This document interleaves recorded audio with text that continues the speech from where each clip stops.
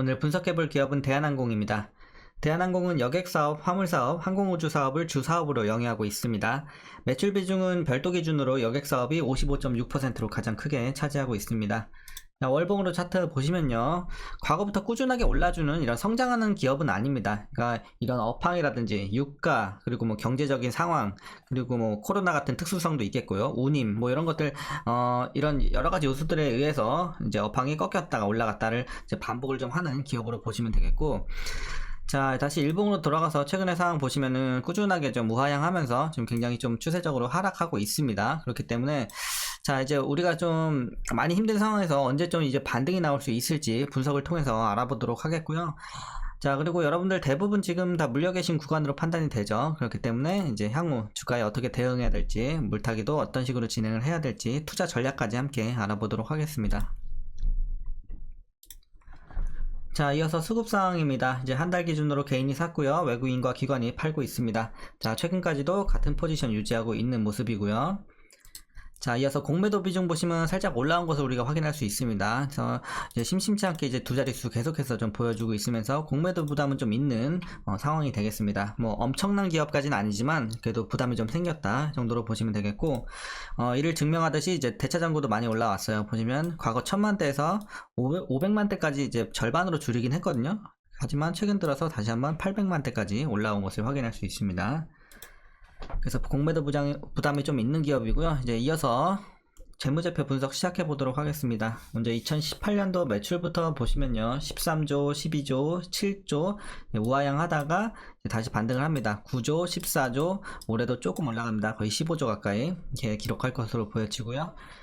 영업이익 보시면 6,700, 1,700, 1,000 꾸준하게 떨어지다가 이제 크게 개선이 됩니다. 그래서 1조 4천, 2조 8천 거의 더블업 했죠. 그리고서 올해 또 다시 한번 좀 크게 눌립니다. 거의 반토막 가까이 나면서 1조 6천까지 크게 내려옵니다. 자, 단기 순이익도 마찬가지예요. 과거에 적자를 꾸준하게 기록하면서 지지부진하다가 이제 턴어라운드 성공을 했지만, 자, 5,700, 1조 7천 올라가다가 올해 크게 또 떨어지는 흐름. 그래서 영업이익과 단기 순이익 좀 비슷하게 보시면 되겠고, 다만 매출은 살짝 올라간다 이렇게 보시면 되겠습니다.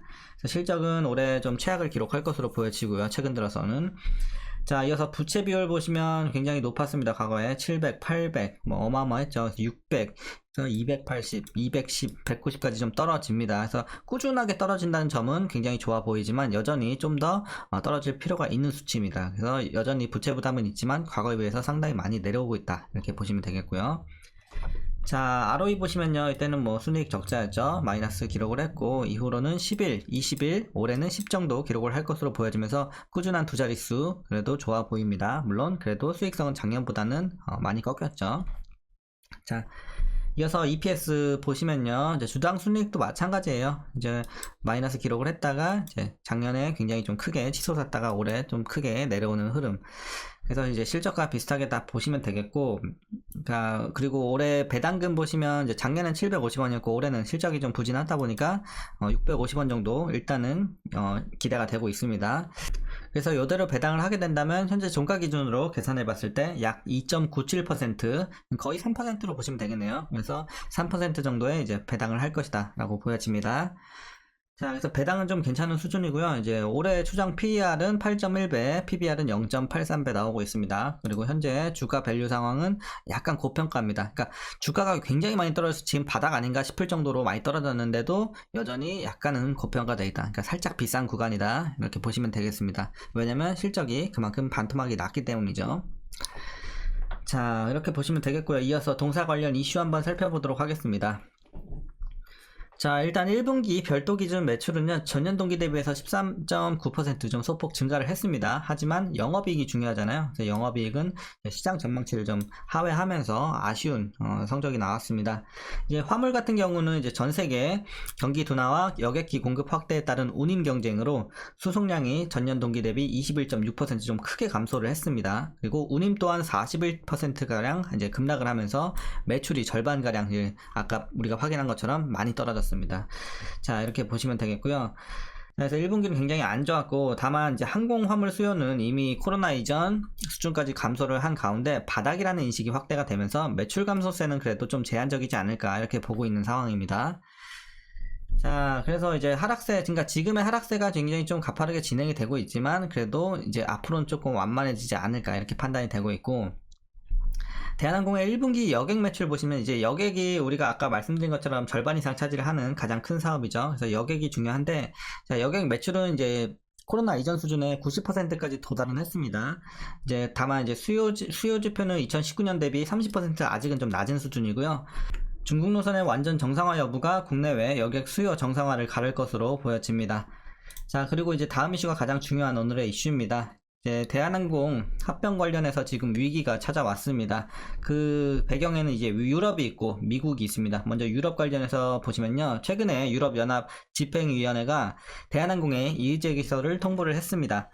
합병 시 해당 노선에서 가장 큰 여객 화물 항공사가 되면서 소비자들의 이제 중요한 대체 항공사가 사라지게 될 것이다 라는 얘기고요. 다른 경쟁사들은 규제 등 장벽에 막혀 서비스 확대가 어려우면서 이제 합병사에 대한 충분한 경쟁 압박을 가하지 못하게 된다라는 내용입니다. 그러니까 한마디로 독과점이다 이 말인 거예요. 그러니까 합병이 되게 되면. 자, 그래서 이제 미국 관련해서는 어떤 얘기가 나오고 있냐면요. 미국 법무부도 양사 합병에 대한 우려를 하고 있다라고 외신 보도가 나오기도 했습니다. 뭐 이런 미국의 다양한 노선에 있어서 경쟁이 제한될 수 있다는 내용입니다. 그러니까 유럽과 비슷한 입장이에요.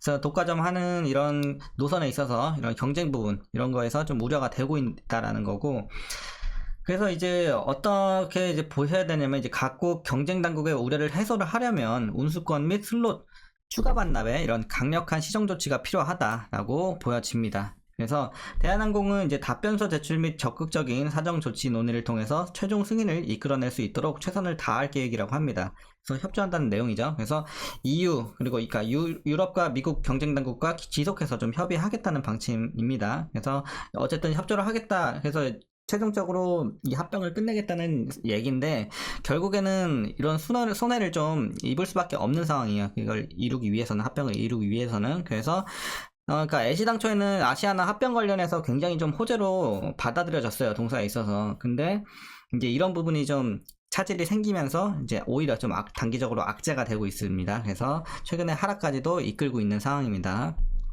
그래서 최근에 주가가 좀 많이 떨어졌다 보시면 되겠고요.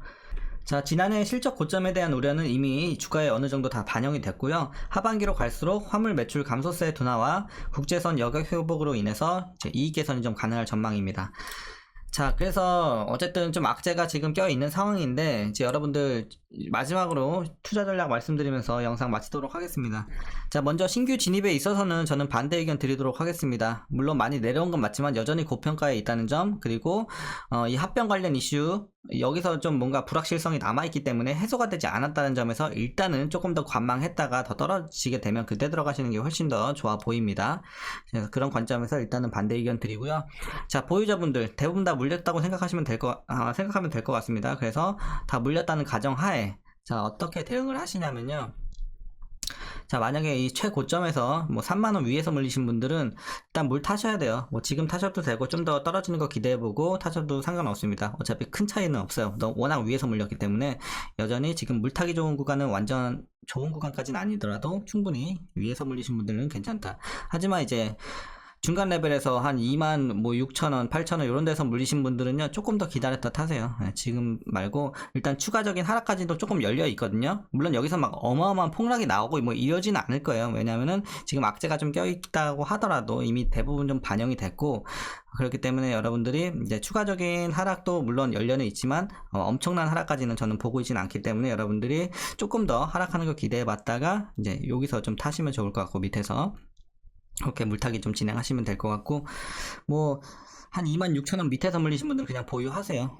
괜히 비중 키우지 마시고 보유하시면 될 것 같습니다. 자, 이렇게 좀 대응하시면 될 것 같고, 어쨌든 목표주가, 그러니까 목표주가를 지금 목표주가 잡고 들어가는 구간은 아니지만 일단 목표주가는 드리겠습니다. 저는 좀 보수적으로 보고 있어요. 그래서 27,000원 정도, 27,000원 정도 저는 보고 있고, 뭐 지금 증권사들은 한 3만원 초반대까지 목표주가 잡고 있더라고요. 근데 일단은 지금은 아쉬운 상황들이 많이 남아있기 때문에 지금 상황에서는 여기까지 보는 게 맞지 않나 이렇게 보고 있습니다. 다만 이제 하반기로 갈수록, 그러니까 지금은 당장에 제가 말씀드린 것처럼 약간의 추가적인 하락까지도 나올 수 있는 상황이지만 하반기로 들어서면서 충분히 이제 반등 가능성이 있기 때문에 여러분들 뭐 지금 눌렸다고 하더라도 너무 낙심하지 마시고 하반기까지 가져갈 생각 하셔야 됩니다. 그때는 다시 한번 좀 올라갈 수 있는 분위기 순이익이 충분히 연출이 될 수 있으니까 조금 장기적으로 보셔야 됩니다. 다만 너무 오래 보는 기업은 아니라고 초반에 말씀드렸죠. 몇 년 동안 보는 기업은 아니에요. 그렇기 때문에 여러분들이 웬만하면 1년 안쪽으로만 좀 투자하시는 게 좋아 보이는 기업입니다. 자, 어쨌든 오늘 전략 여기까지 말씀드리겠고요. 이제 단기간에 좀 악재가 많이 있지만 여러분들 하반기까지 잘 가져가시면서 멘탈 관리 하시면 좋을 것 같습니다. 오늘 영상이 조금이나마 도움이 되셨다면 구독과 좋아요 한 번씩 부탁드리겠고요. 오늘도 시청해주셔서 감사합니다.